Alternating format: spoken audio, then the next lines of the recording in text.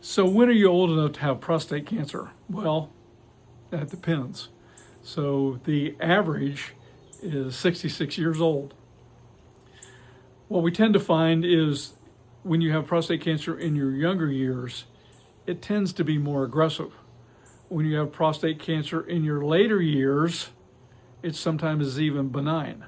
So we talk about young men having prostate cancer because they get it early. It tends to be a more aggressive cancer.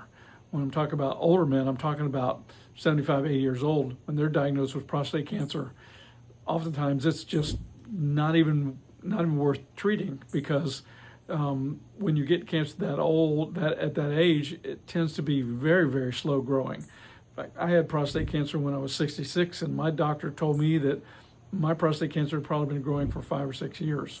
So oftentimes when we get older, in the 80s, say, when you get prostate cancer diagnosed, it's just a matter of living with it. In most cases, men of that age who are diagnosed with prostate cancer die with prostate cancer rather than from prostate cancer. Now, I'm not a doctor, but these are what doctors have told me is the case. So the age really doesn't matter. What's important is that you get tested, that you get a blood test, that you get a PSA test. You can do that immediately, okay? Because it's just a PSA test. So go out there and get tested and have a great day. God bless.